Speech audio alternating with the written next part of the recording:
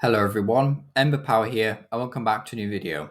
In this one, I'm going to be taking a look at some Alakazam EX decks from Japan from the set Pokemon Card 151, which for those of you who don't know is a special set releasing in September, I believe, late September, around the 22nd. And this will feature all the original Pokemon from Gen 1, including the Alakazam line.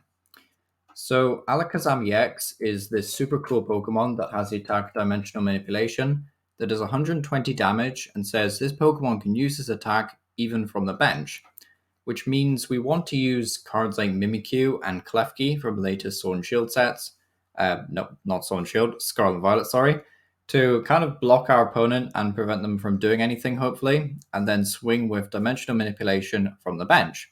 It also means that we're not strictly setting up Alakazam EX to attack from the active spot, which is also a nice bonus, so we don't have to focus on getting Kadabra into the active and the early turns as well, which is also really nice. However, if you feel that 120 just isn't enough, it also has the attack Mind Jack, that for 2 colorless, even though when you play Psychic, you could use a double turbo if you really want to, does 90 damage and then 30 more for each of your opponent's bench Pokemon. So Mind Jack, pretty decent attack to be honest, because mid to late game the opponent really can't afford to not just bench a lot. Typically, stuff like Godvar naturally wants to have a lot of Pokemon in play. Decks like Miraidon do as well, even Chien-Pao. Sometimes, your opponent will open with the wrong basic and they'll be forced to overbench, so Mind Jack could be useful for getting those major 2-hit KOs.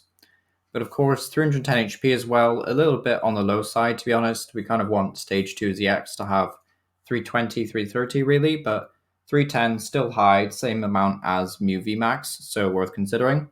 Resistance to fighting, minus 30, does help you a little bit against stuff like, I guess, Koraidon and Tinglu, but realistically, fighting types are like the biggest threat in the format right now, and you do hit them for weakness. Also has weakness to Dark, which is admittedly a bit of a pain for this deck because the Charizard that's supposed to come out in Obsidian Flames, coming out in August, roughly a month before this set drops, looks to be pretty solid, if not a really good deck, so that could be a bit of a problem, but of course we are trying to leave something to stall with in the active, and then, attack with Alakazam from the bench. So our opponent would be forced, to boss his orders up several Alakazam to win the game. Also, looking at another card translation from the set that's important is this Ditto, which has the ability Change Start. Basically means that if you start the game with Ditto in the active spot, you can essentially just discard it and then search your deck for basic and swap it out.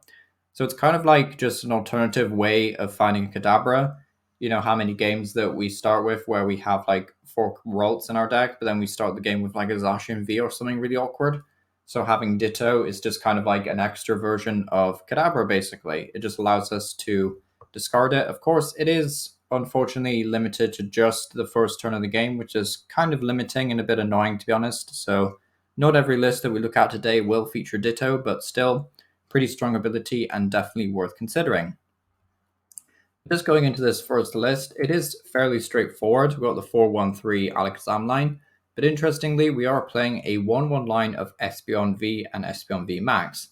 So with playing double turbo as well, just a single copy, we can actually attack with Espeon Vmax to do 60 damage for each of our energy, I think, attached to opponent's Pokemon. And then the ability says prevent all effective attacks done to each of your Pokemon. So it's an interesting tech option, to be honest. It will protect you against stuff like Lost Zone. However, the set, I think it's Ruler of the Black Flame, or around that time, will introduce Toedscruel EX for Japan. So I don't think they have Toedscruel just yet. And that event essentially has the exact same ability and is on a 2-prizer.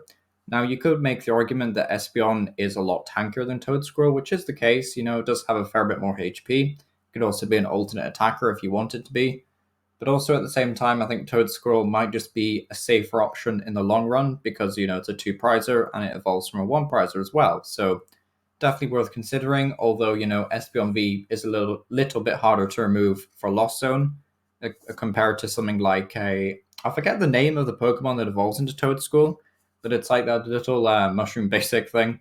Basically, it's like a lot easier to knock that out with a Cramorant than it is to knock out Espeon V, so just little things like that are worth considering, but still, pretty cool tech option.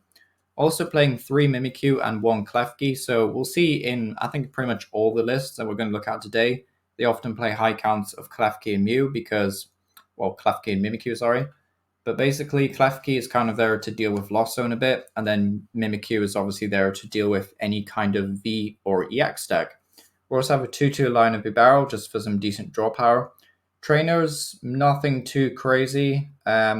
Surprisingly tame, to be honest, for a Japanese list. Like usually the trainers go like really wild, but yeah, honestly, pretty consistent overall. Got some Brihans because you're expecting your opponent to KO stuff eventually. Got a Roxanne, which is interesting. No copies of Iono, which is also really strange. Yeah, so like Japan got this set after they got Paldea Evolved, so yeah, that's interesting to see that because Mimikyu is from Paldea Evolved, so they do have the option to play Iono in this deck, but didn't go for it. Interesting. But yeah, that'll be the first list. Overall, I don't think this list is super crazy.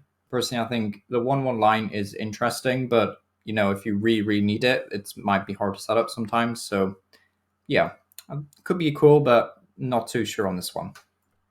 Next up is we basically have just a more consistent version of the one we just looked at, which is going to be an Alakazam straight consistency deck, but we are playing an additional copy of Klefki. We're also playing the Ditto. We're not playing anything like the Espeon Vmax that we just looked at. Also playing Radiant Alakazam to move damage counters around, which is fitting. Maybe this person just really wanted to play both Alakazams, but you know, Radiant Alakazam honestly isn't the worst. Definitely for good for, you know, like moving around damage counters when Mimikyu also places damage counters with its attack. So pretty interesting to see that. Also running the Ditto as mentioned in the translations, and then one copy of Manaphy. As for the trainers, nothing too crazy. I always approve of one of Palpad. I think it's necessary. 3 Iono, so this person definitely prioritizing that. We've got 2 choice belts, just so you can do a lot of 3 more damage, which is pretty relevant to be honest. Like swing for 150 with dimensional manipulation. I'm pretty sure. Right, I'll have to check this, but I'm fairly sure that these tools will work on the bench. If they don't work from the bench, then that would kind of suck, but I'm pretty sure if Alakazam can attack your opponent's active, then therefore the tools should, you know, they should translate to they can also attack your opponent's active. But I'm not sure about that. I would have to verify that. And if anyone else knows how that works out, then, you know, feel free to let me know down below.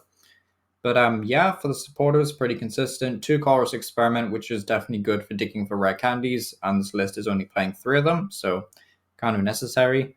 Not sure if I agree with just running 2 copies of Fog Crystal. I would probably want 3 or 4, to be honest. I think it's better than Level in this deck, but just my humble opinion, definitely something I would change around about this list, to be honest, is more Fog Crystal, but I think that's about it. Very consistent list, and if you are looking to play an Alakazam EX deck, then yeah, I think this is honestly a really solid place to start.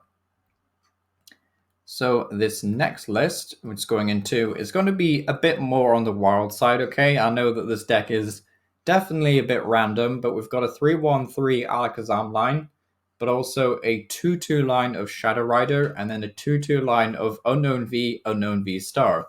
So some very cool tech options. Unknown V Star, I'm assuming, is just there to turn our opponent's Pokemon into Psychic Weak Pokemon, and then hopefully we can charge that up with Shadow Rider at some point. We also have the option to use Unknown V's victory symbol attack that says if you have 1 prize card remaining, then you win the game. So there is some interesting options for this deck. You can also, in theory, swing with Shadow Rider if you really wanted to, but it is a 3 prize liability at some points, so that's interesting to see. We're also not playing any other Radiants because we have to play Radiant Eternatus to hopefully get 2 Shadow Riders just into play, which is pretty difficult to pull off, to be honest, because you do need to find it with Ultra Ball. You can't use Level Ball and Nest Ball to get Radiant Eternatus, so it's a little bit annoying to set up, but, you know, could be cool. And then, of course, if you get 2 Shadow Rider to play, you know, charging up Unknown V-Star's V-Star power is significantly easier. You could also use it to charge up an Alakazam EX in a single turn. So I do think there's some cool merits about this deck, but is it that consistent? Probably not, to be honest. It's definitely on the more janky meme side of things, but could definitely be a fun rogue deck to try out nonetheless. I think this is the last list. Yeah, this is the last one. We've got a way more consistent Alakazam EX deck than the last one we just looked at. 4 Kadabra, 1 forget the name of the mid evolution actually. I think it's the one that's been. Oh wait, yeah, it goes Abracadabra and then Alakazam, of course. So 4-1-4 line, and then also bringing the Mew Engine. Interestingly, two Mews, one copy of Mimikyu, one copy of Klefki, built on the low side compared to most of the decks, but it is playing the Snorlax, so it's kind of like this stall opportunities, I guess.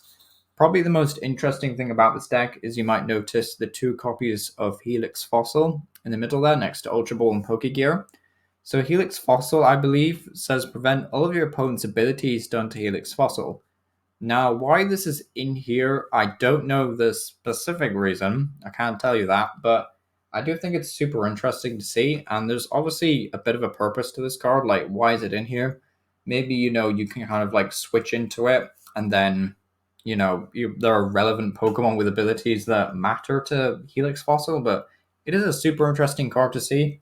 You can also just randomly discard it from play whenever you want. So you could hide behind it and do 120, and then if your opponent can't clear it for whatever reason, you could just discard it and then swing with Alakazam using, the first attack there. So it's some interesting options here, but yeah, definitely a bit more on the strange side with this list. I do like the Mew Engine for finding rare candies, and Snorlax gives you a pretty interesting win condition, in the form of stall. But yeah, interesting list overall.